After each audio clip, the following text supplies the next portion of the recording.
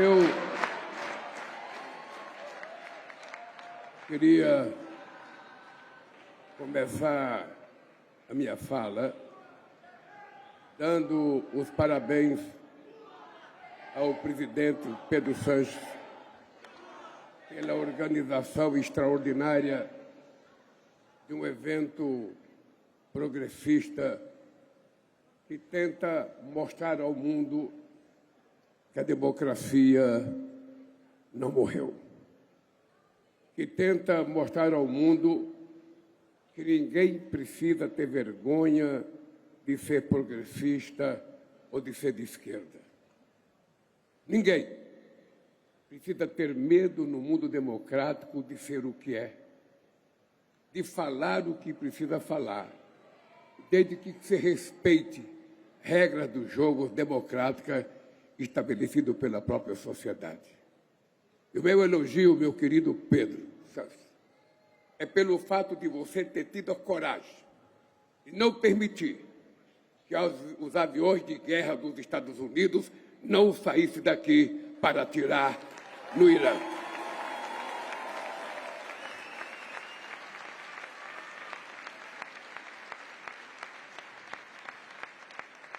Eu estou me cuidando aqui porque eu tenho um discurso por escrito e eu fico com vontade de falar de improviso, mas eu preciso falar com muita responsabilidade, porque nós estamos fazendo um movimento muito sério que não pode terminar no nosso discurso aqui e voltar a acontecer somente quando a gente fizer a nossa próxima reunião no México.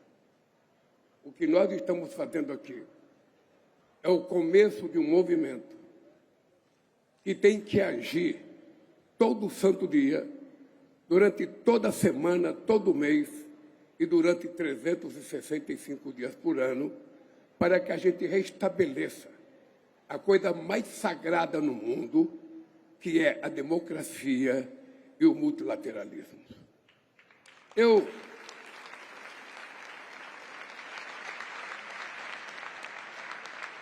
O nome desta iniciativa, Mobilização Global Progressista, diz muito. Cada uma dessas 3 palavras carrega um programa de ação. É importante entender o que elas significam. Estou diante de 5.000 pessoas que se identificam como progressistas. Desde sempre, a política se dividiu em 2 campos. De um lado, aqueles que acham que os interesses do indivíduo se sobrepõem aos da coletividade, e do outro lado, os que acreditam que o bem-estar de cada um depende da garantia de uma vida digna e decente para todos. Essa divisão já teve muitos votos: direita, esquerda, conservadores e progressistas, mas o extremismo impõe um novo desafio. O campo progressista conseguiu avançar na pauta dos direitos. A situação dos trabalhadores, das mulheres, das pessoas negras e de muitas minorias é melhor hoje do que foi no passado. Não é coincidência que a reação das forças reacionárias tenha vindo de forma tão violenta com a misoginia, o racismo e o discurso de ódio. Mas o progressismo não conseguiu superar o pensamento econômico dominante. O projeto neoliberal prometeu prosperidade e entregou fome, desigualdade e insegurança. Provocou crise atrás de crise. Ainda assim, nós sucumbimos à ortodoxia. Temos sido os gerentes das mazelas do neoliberalismo. Governos de esquerda ganham as eleições com discurso de esquerda e praticam austeridade. Abrem mão de políticas públicas em nome da governabilidade. Nós nos tornamos o sistema. Por isso, não surpreende agora que o outro lado se apresente como antissistema. O primeiro mandamento para os progressistas tem que ser a coerência. Não podemos nos eleger com um programa e implementar outro. Não podemos trair a confiança do povo, mesmo que boa parte da população não se veja como progressista. Ela quer o que nós propomos. Ela quer comer bem, morar bem, escola de qualidade, hospitais de qualidade, uma política climática séria e responsável, uma política de meio ambiente muito dura. Ela quer um mundo limpo e saudável. Um trabalho digno, com jornada de trabalho equilibrada, um salário que permita uma vida confortável. A extrema-direita soube capitalizar o mal-estar das promessas não cumpridas do neoliberalismo. Penalizou a frustração das pessoas inventando mentiras e mais mentiras. Falando das mulheres, falando dos negros, falando da população LGBTQ+, falando dos imigrantes, ou seja, tudo que é pessoas mais necessitadas passa a ser vítima do discurso de ódio que essas pessoas falam. O nosso papel é apontar o dedo para os verdadeiros culpados. Um punhado de bilionários concentra a maior parte da riqueza mundial. Eles querem que as pessoas acreditem que qualquer um pode chegar lá. Alimentam a falácia da meritocracia, mas chutam a escada para que outros não tenham a mesma oportunidade de subir. Pagam menos impostos ou nada. Exploram o trabalhador, destrói a natureza, manipula algoritmos. A desigualdade não é um fato, é uma escolha política. O que faz de nós, progressistas, é escolher a igualdade.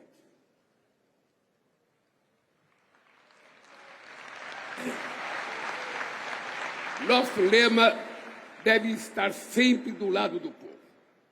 Essa luta precisa ser global. De nada adianta manter a casa em ordem em um mundo em desordem.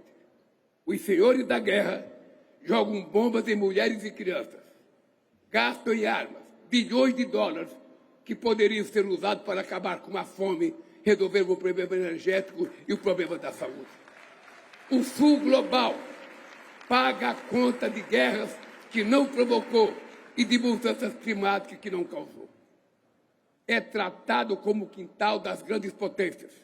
É sufocado por tarifas abusivas e dívidas impagáveis. Volta a ser visto como mero fornecedor de matérias-primas. Ser progressista na arena internacional é defender um multilateralismo reformado. É defender o que faz prevalência sobre a força. Que a paz faça prevalência sobre a força. É combater a fome e proteger o meio ambiente. É restituir a credibilidade da ONU, que foi corroída pela irresponsabilidade dos membros permanentes. É criar um sistema em que as regras valham para todos, em que países desenvolvidos em desenvolvimento estejam em pé de igualdade no Conselho de Segurança, no Banco Mundial, no FMI e na Organização Mundial do Comércio. Esse não é um esforço só de governos. A internet se tornou um campo de batalha. Disputar as redes virtuais é uma tarefa incontornável, mas a disputa tem que ir além das telas. Tem que ser levado para as universidades, para as igrejas, para os sindicatos, para as associações, para os bairros e para a sociedade como um todo. A extrema-direita grita, mente e ataca. Não podemos ter medo de falar mais alto e com muita responsabilidade.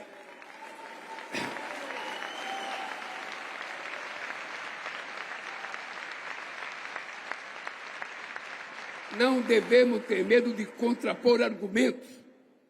O risco que a extrema-direita representa à democracia não é retórico, é real.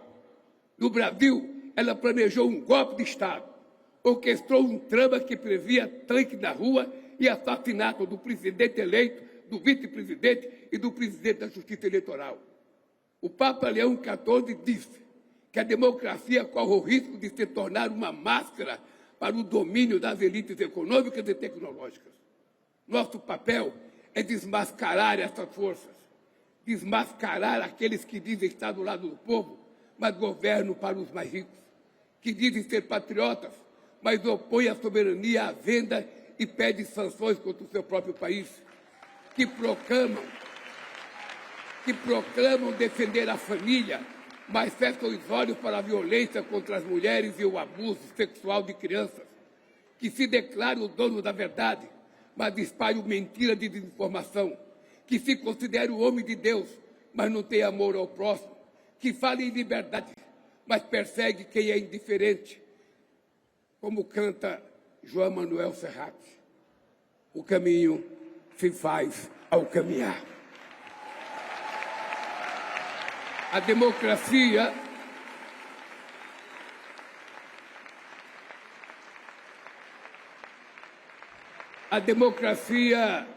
não é um destino, é uma construção cotidiana. Ela precisa ir além do voto e trazer benefícios concretos para a vida das pessoas. Não é democracia quando um pai não sabe onde tirar seu próximo prato de comida. Não há democracia quando o neto perde o seu avô na fila do hospital. Não há democracia quando a mãe passa horas em um ônibus lotado e não consegue dar um beijo de boa noite nos seus filhos. Não há democracia quando alguém é discriminado pela cor da sua pele. Quando a mulher morre apenas pelo fato de ser mulher.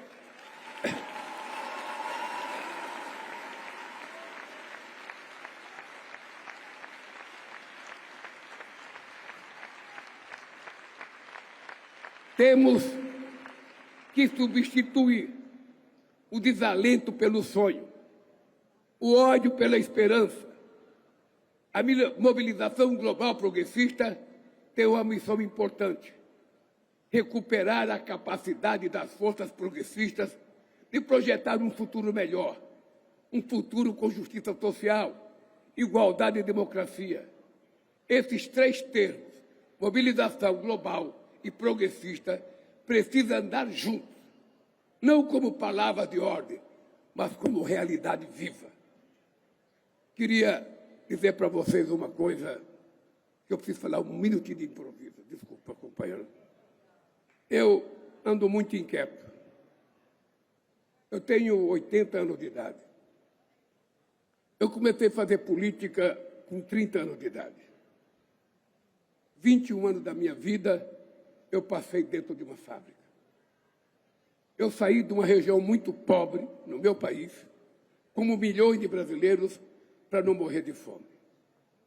Fui comer pão pela primeira vez com 7 anos de idade. E aprendi a fazer política muito tarde.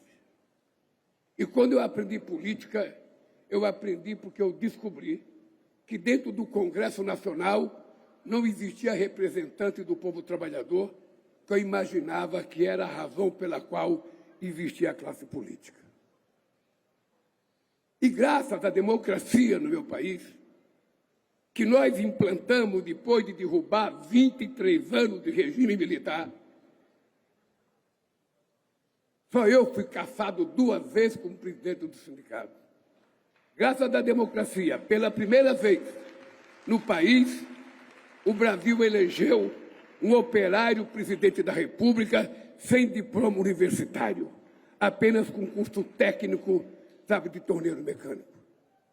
E eu queria ser eleito para provar que a inteligência não está ligada à quantidade de anos de universidade. A isto está ligado o conhecimento. A inteligência é uma coisa mais sagrada que a gente conquista no aprendizado dentro de uma fábrica ou com a sociedade brasileira. Tudo que eu sou na vida, eu devo a uma mãe que nasceu e morreu analfabeta. Morreu sem saber fazer um O com copo. Mas o que eu sei de caráter e de defesa de comportamento, eu aprendi com essa mulher. E por que eu estou dizendo isso para vocês? Porque eu aprendi na vida política, admirando a democracia americana. Eu acreditei muitas vezes que os Estados Unidos era o país da oportunidade. Quantos milhões de brasileiros foram para os Estados Unidos? Eu nasci na política no momento de uma Guerra Fria e nós não queremos mais Guerra Fria com ninguém. Nós não queremos Guerra Fria entre a China e os Estados Unidos. Nós queremos liberdade. Nós queremos livre comércio. Nós não queremos protecionismo.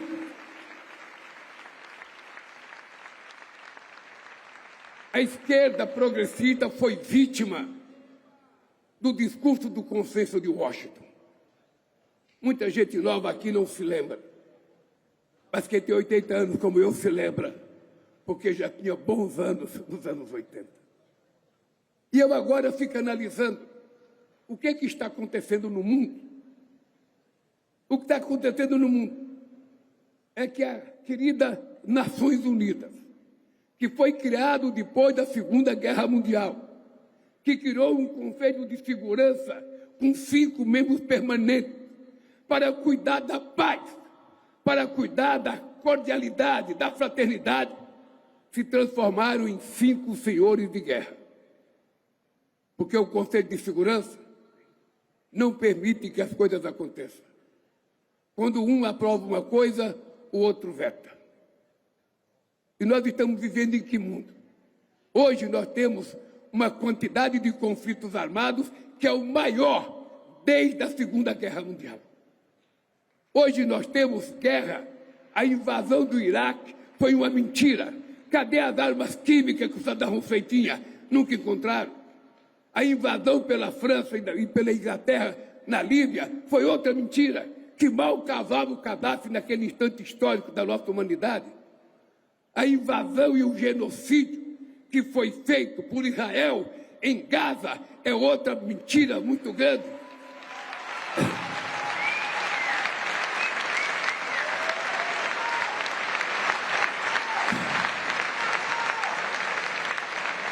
E agora o bombardeio de Israel ao Líbano, com que pretexto?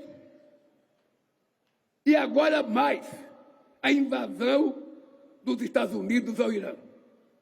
A que pretexto? Eu queria, governador de Minnesota, lhe dizer uma coisa. Em 2010, eu fui ao Irã, junto com a Índia, junto com a Turquia, negociar com Ahmadinejad o acordo para que ele não pudesse enriquecer o urânio acima daquilo que o Brasil enriquecia para fins pacíficos. Porque no Brasil está na nossa Constituição. O Brasil está proibido de produzir e fabricar armas nucleares. Isso é da Constituição. E nós fomos lá para convencer o Ahmadinejad e o Khamenei. E depois de 2 dias, nós conseguimos um acordo. Um acordo que foi feito com base numa carta manuscrita que o Obama me mandou. Depois de 2 dias, Ahmadinejad aceitou fazer o acordo. Quando nós publicamos o acordo, eu imaginei que nós íamos ser elogiados porque o Irã não ia mais enriquecer o urânio e a parte que ele ia enriquecer ia mandar para a Turquia guardar. O que aconteceu, companheiro Pedro Sanches? A União Europeia e os Estados Unidos não aceitaram o acordo. E agora estão atrás, outra vez, de construir a ideia de que o Irã iria construir bomba atômica. Eles não iriam construir bomba atômica. Nós precisamos acabar com essa história de contar mentiras sobre as pessoas para depois destruir as pessoas. A América Latina é vendida como se fosse o mundo do narcotráfico. O mundo árabe é vendido como se fosse o mundo do terrorismo. E quem é que é bom nesse mundo? Quem é que é bom? A gente tem que entender uma coisa muito importante. Muitas vezes nós somos vítimas, sabe, da nossa inocência política. Quantas vezes, Pedro, a gente ganha eleições e depois a imprensa, depois do sistema financeiro, depois os acadêmicos conservadores escrevem artigos, matéria na imprensa, obrigando a gente a tentar destruir aquilo que foi a razão da nossa eleição. E a gente vai ficando com medo. E a gente vai tentando agradar o mercado. A gente vai tentando agradar o empresário. E o que acontece é que nós vamos ficando desmoralizados. Então eu penso que desse encontro aqui, eu queria dizer ao presidente Trump, ao presidente Xi Jinping, ao presidente Putin, ao presidente Macron e ao primeiro-ministro da Inglaterra, que são os 5 membros do Conselho de Segurança da ONU. Pelo amor de Deus, cumpram com as suas obrigações de garantir a paz no mundo. convoque uma reunião e pare com essa loucura de guerra, porque o mundo não comporta mais.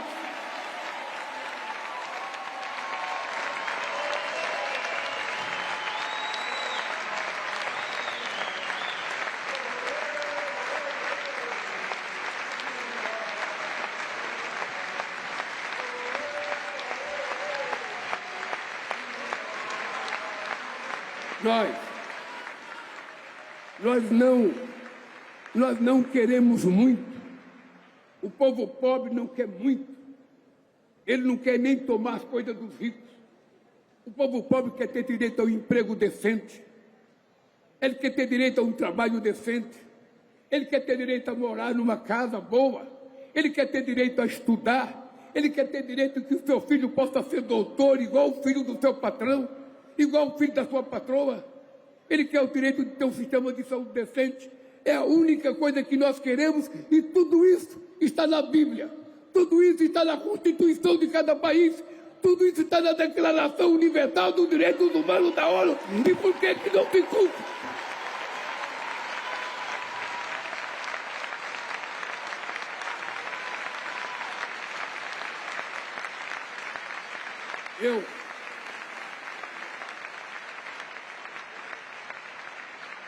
Eu queria terminar dizendo uma coisa para vocês.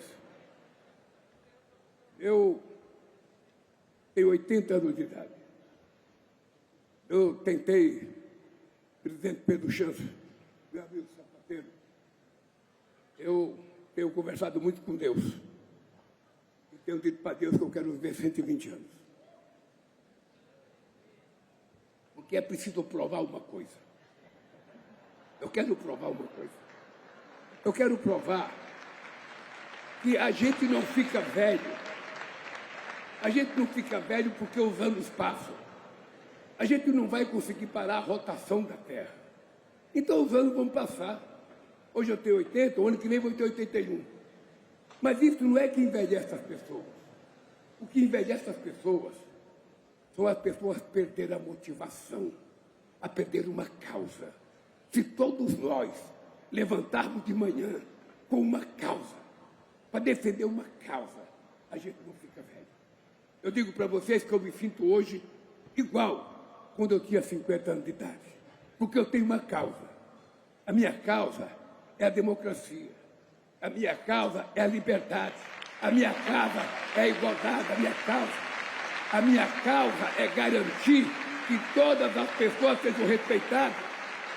Um país pequeno como a ilha da companheira Mia, tem que ser respeitado igual o país do tamanho da Índia. Ninguém é medido pela potência tecnológica, pela potência econômica ou pelos navios de guerra que tem. Eu não quero guerra. Eu não quero guerra com o Xi Jinping, eu não quero guerra com o Putin, eu não quero guerra com os Estados Unidos. Eu não quero guerra nem com você, Mia. Eu quero paz, amor, fraternidade e ver o mundo progressivo para que o povo viva melhor e dignamente. É isso que eu quero. A minha arma é o argumento. A minha arma é o argumento. A minha arma é a razão. Quando o presidente Trump taxou o Brasil, dizendo que tinha débito com o Brasil, eu mostrei um documento. Os Estados Unidos, em 15 anos, teve 410 bilhões de superávit com o Brasil. E eu disse, ninguém vai ganhar de mim com mentira. Eu não tenho a riqueza que ele tem. Eu não tenho a tecnologia que ele tem. E tampouco eu tenho um navio que ele tem. Eu não quero guerra. A única coisa que eu quero é dizer para ele que mesmo sendo pobre, tem uma coisa que nós temos que ter, que é caráter, honestidade e decência, para a gente respeitar o direito de todos. Por isso, eu queria chamar para falar o presidente do governo da Espanha, meu amigo Pedro Sánchez.